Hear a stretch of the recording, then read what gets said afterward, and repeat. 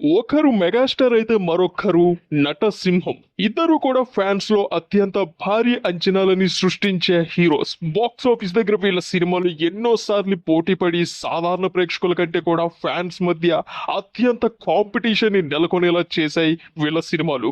ఆ సినిమాలు box office దగ్గర హిట్ అవుతాయా ఫ్లాప్ అవుతాయా అనేది పక్కన పెడితే ఓపెనింగ్ డే రోజు మాత్రం రచ్చ మామూలుగా ఉండదు. అది మన తెలుగు సినిమా ఎన్నో సార్లు చూసింది, ఎప్పటి నుంచో చూస్తూనే వస్తుంది, ఇప్పటికీ చూస్తుంది కూడా. అలా వీళ్ళ సినిమాలు అనేక సార్లు బాక్స్ ఆఫీస్ దగ్గర పోటీ పడగా వాటిల్లో చాలా హిట్స్ గా నిలిచాయి, చాలా ఫ్లాప్స్ గా నిలిచాయి. కానీ వీళ్ళిద్దరి మధ్య పోటీ మాత్రం ఎప్పుడు జరిగినా అదే స్థాయి ఇంట్రెస్ట్ ని ఆడియన్స్ లో క్రియేట్ చేస్తూనే ఉంటుంది. అలాంటి స్పెషల్ ఇమేజ్ అనేది ఈ ఇద్దరి రైవలరీకి ఆడియన్స్ లో, ముఖ్యంగా వాళ్ళ అభిమానుల్లో ఉంది.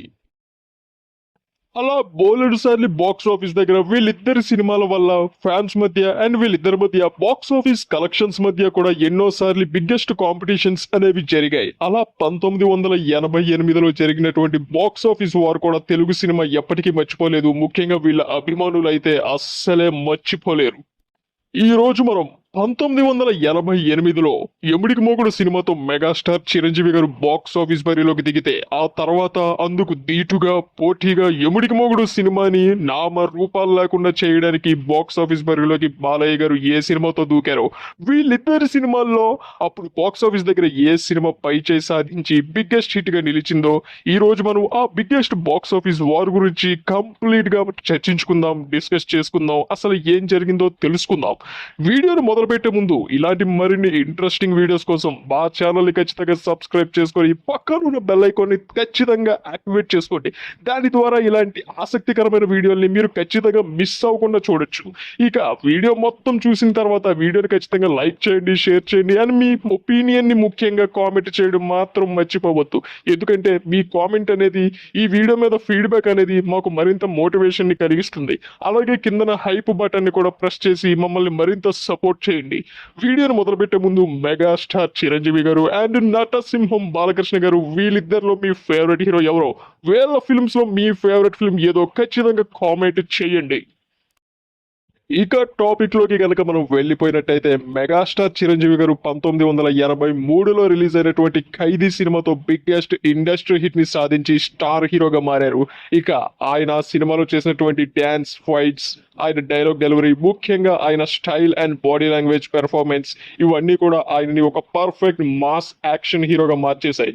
అప్పటి నుండి ఒక మీడియం రేంజ్ లో ఉన్నటువంటి మెగాస్టార్ చిరంజీవి గారు అమాంతం టైర్ 1 హీరోస్ కి ధీటుగా, అంటే ఒక రకంగా చెప్పాలంటే టాప్ స్టార్ గా మారిపోయారు.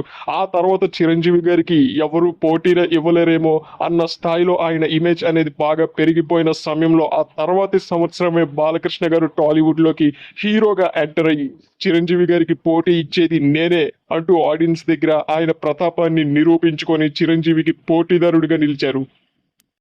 అప్పటి వరకు అసలు పోటీనే లేకుండా యునానిమస్ గా సూపర్ స్టార్డమ్ తో సుప్రీం హీరోగా కొనసాగుతున్నటువంటి చిరంజీవి గారికి బాలకృష్ణ గారి రూపంలో ఒక గట్టి పోటీ అనేది ఎదురడంతో, అప్పటి నుంచి ప్రేక్షకులు కూడా వీళ్ళిద్దరి సినిమాల్ని పోల్చి చూడటం, వీళ్ళిద్దరి మధ్య కంపారిజన్స్ ని తీసుకురావడం, ముఖ్యంగా వీళ్ళ అభిమానులు అయితే బాక్స్ ఆఫీస్ రికార్డ్స్ విషయంలో, ఓపెనింగ్స్ విషయంలో, సినిమా మేకింగ్ విషయంలో, ఇలాగ స్టార్డమ్ విషయంలో, ఫాలోయింగ్ విషయంలో, ఇంకా చాలా విషయాల్లో వీళ్ళిద్దరి మధ్య కూడా గట్టి పోటీ అనేది నెలకొనడం మాత్రమే కాకుండా ఫ్యాన్స్ మధ్య కూడా తీవ్రమైన పోటీ అనేది నెలకొంది. అలా మాస్ ఫాలోయింగ్ లో, మాస్ ఆడియన్స్ లో విపరీతమైన ఇమేజ్ ని సొంతం చేసుకున్నటువంటి వీళ్ళిద్దరూ కూడా బాక్స్ ఆఫీస్ దగ్గర పోటీ పడటం అనేది 1984 నుంచి కంప్లీట్ గా మొదలైందనే చెప్పాలి మన టాలీవుడ్ లో. ఇక తర్వాత 1987లో పసివాడి ప్రాణం లాంటి సినిమా బిగ్గెస్ట్ ఇండస్ట్రీ హిట్ గా నిలిచి మెగాస్టార్ చిరంజీవి గారిని నెంబర్ 1 హీరోగా మార్చగా, ఆ తర్వాత ఆయనకి నెంబర్ 1 పొజిషన్ కోసం గట్టి పోటీ ఇవ్వడానికి బాలకృష్ణ గారు అనేక సినిమాలతో ఆడియన్స్ ముందుకు రావడం అనేది జరిగింది.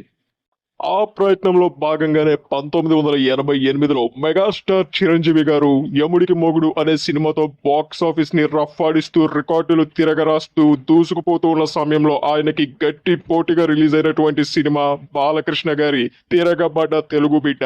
ఈ సినిమాపై ఆ టైంలో నందమూరి అభిమానుల్లో మామూలు అంచనాలు అనేవి నెలకొనలేదు. ఎంతలా అంటే బాలకృష్ణ గారి కెరీర్ లోనే అప్పటికి హైయెస్ట్ ఓపెనింగ్స్ సాధించినటువంటి సినిమాగా ఈ సినిమా రికార్డులు బద్దలగొట్టి బాలకృష్ణ గారి కెరీర్ లో ఆ టైంకి గాను నెంబర్ 1 ఓపెనింగ్ మూవీగా నిలిచి సెన్సేషన్ సృష్టించింది.